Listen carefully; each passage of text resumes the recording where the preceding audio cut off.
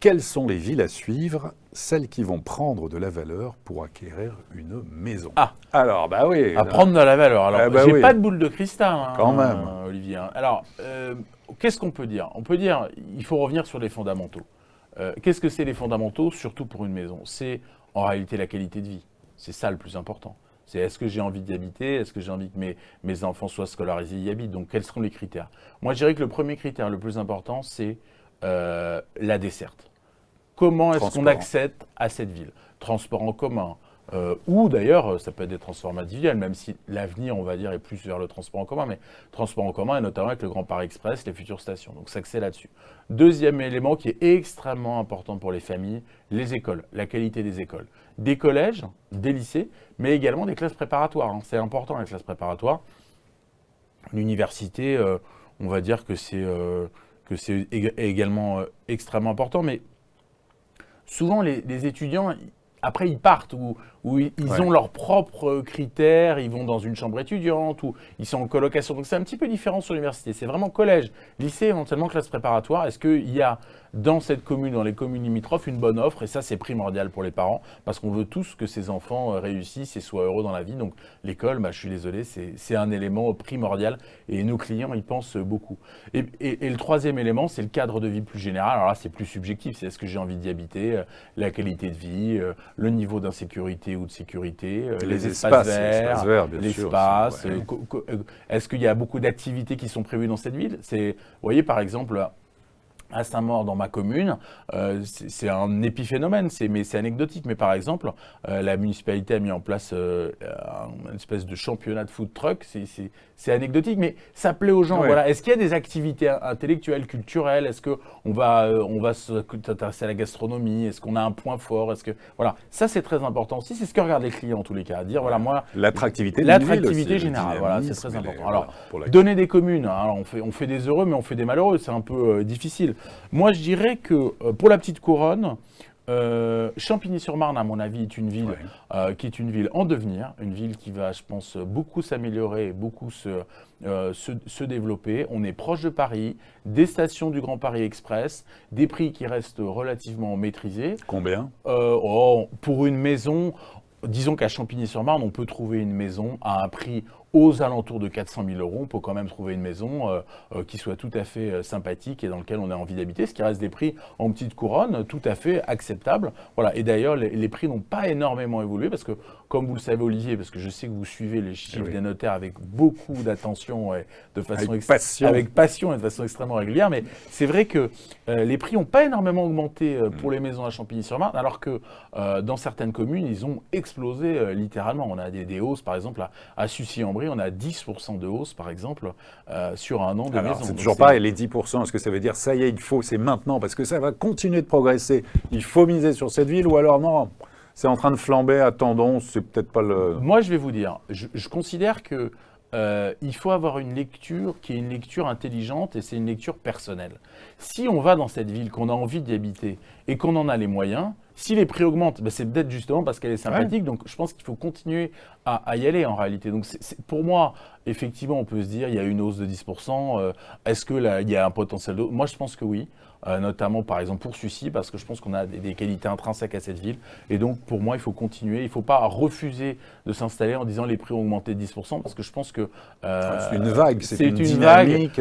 Ouais, alors, on en a parlé, vous en avez parlé, les notaires, les journalistes, le Covid, le fait qu'on a besoin d'espaces verts, d'extérieur. On a envie comment dire, on a envie peut-être de se protéger et on se dit que peut-être on est mieux dans une maison que dans un appartement, surtout si on a été confiné dans les petites surfaces. Donc moi je dirais continuer, la maison va continuer à monter. Donc Champigny-sur-Marne, je dirais également Sucy, même si ça a beaucoup augmenté.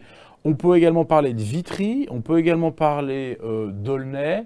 Aulnay-sous-Bois, Drancy pour le 93, sont des communes qui ont monté, mais ce sont des communes qui, à mon sens, ont continué à monter avec des qualités. Voilà, on a un marché, si vous voulez, c'est-à-dire que Paris, les prix se stabilisent, mais on a quand même des départs, en tous les cas des gens qui... Ça, vous le sentez également aussi. On a beaucoup d'arrivées. Moi, dans mon office à Saint-Maur, je vois énormément de clients qui ne sont pas des Saint-Mauriens au départ, mais qui arrivent à Saint-Maur parce qu'ils veulent acheter une maison. Et donc, ils quittent Paris ou la petite couronne extra proche, c'est-à-dire qui touche Paris, si je puis dire. Et donc, en réalité, ils viennent à Saint-Maur parce qu'ils trouvent un produit qui n'existe pas là où ils habitent. Ouais.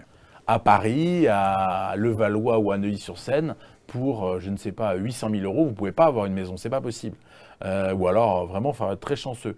Là, vous pouvez avoir des produits très intéressants, très, très qualitatifs, ou en tous les cas, une vraie qualité de vie. Et donc, vous avez des gens qui s'installent. Donc, je pense que la maison va continuer à marcher. Ce n'est pas du conjoncturel. On est sur du structurel, à mon sens, et on est sur une évolution lourde du marché. Et là aussi, ce qu'il faut dire, c'est que pour les maisons, c'est un peu comme à Paris pour le nombre de logements ou le parc mutable. Les maisons en petite couronne, c'est une denrée rare. Pourquoi ? Parce qu'on a besoin de construire. Donc on construit. On construit peu. On construit peu, mais on construit quand même. En petite couronne, on Ouais. construit peu. Et pour construire, qu'est-ce qu'on fait ? On détruit des maisons en réalité, pour construire des immeubles collectifs. Donc moi, dans mon étude, on a des programmes, et à chaque fois qu'on fait un programme quasiment, on a 1, 2, 3 maisons qu'on construit. Il faut le faire, parce qu'on a un manque de logements, parce qu'on veut rénover des quartiers, parce qu'il y a des maisons qui sont parfois complètement, peut-être pas insalubres, mais en tous les cas vétustes, et donc il faut le faire. Mais on a quand même un nombre de maisons qui vient à diminuer. Donc, structurellement, et les constructions de maisons neuves en petite couronne, elles sont quasiment inexistantes. En grande couronne, oui, mais en petite couronne, c'est quasiment inexistant. Donc là aussi, on a un marché qui, structurellement, on va avoir de plus en plus de demandeurs et de moins en moins d'offres. Moi, je pense sincèrement que les prix vont continuer à monter. Très bien. Si on finit peut-être sur la grande couronne, des communes, Chelles, 77, une commune qui marche très fort, avec notamment l'attrait, on va dire Euro Disney, tout ce secteur Vallée-Village, ça marche très fort, beaucoup de construction, et on a une vraie appétence, très bien desservie par les transports en commun, par l'autoroute A4, donc on a une demande, Shell, ça marche très fort, et je pense qu'on est sur des secteurs qui vont continuer à monter. Ponto Combo, commune limitrophe 94-77, là aussi bonne qualité de vie, une demande significative, une clientèle peut-être un peu de report. Des gens qui étaient peut-être à Saint-Maur ou à Créteil et qui après viennent reculer un petit peu et qui viennent à Ponto, qui est dans le 77, mais qui touche le 94. Et puis enfin, on peut peut-être citer pour le 95, Herblay, Argenteuil. Argenteuil qui marche fort aussi. On a des beaux chiffres sur Argenteuil. Donc, pas mal de communes qui sont actives. Il faut un marché.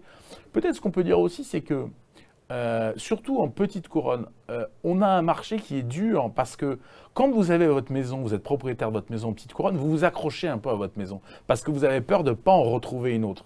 Et donc en fait, on a des prix qui montent aussi parce qu'on a beaucoup de demandes, un nombre de maisons qui diminue et des propriétaires qui se disent je ne veux pas vendre parce que moi peut-être je ne retrouverai pas un nouveau produit. Oui, bien sûr. Donc c'est un marché qui est difficile, qui est dur, enfin qui est à la hausse et je pense que ça va se maintenir de la sorte. Bon, et puis pour compléter, juste on a fait il y a peu de temps, il y a environ 2 mois, un palmarès des villes un peu championnes à suivre pour acquérir sa maison en Ile-de-France. On a mené ce palmarès avec les notaires de Paris, mais aussi Priceable, qui est spécialiste dans les données, en mixant différents éléments. Bien sûr, l'évolution des prix sur 1 an, sur 5 ans, mais aussi la qualité, les espaces verts. On parlait notamment, bien sûr, des écoles. On parle en fait de tout ce qui est lié au dynamisme aussi d'une ville avec l'économie. Et voilà. Allez voir sur le Figaro Immobilier, mais quelques villes peut-être pour compléter. Les Hauts-de-Seine, Bourg-la-Reine et Saint-Cloud. Val-de-Marne, Saint-Maur-des-Fossés qui est arrivé première. Le Perreux juste derrière. Les Yvelines avec Versailles. On a également Herblay. On a la Seine-Saint-Denis avec Noisy-le-Grand. Voilà. Allez-y, n'hésitez pas. Le Figaro Immobilier sur ce classement des villes pour acquérir sa maison en Ile-de-France, en sachant que là aussi, on avait mis ce critère de la possibilité d'acquérir une maison aussi. Il y a beaucoup de villes où on aimerait, mais il n'y a pas de maison, il n'y a pas de produit.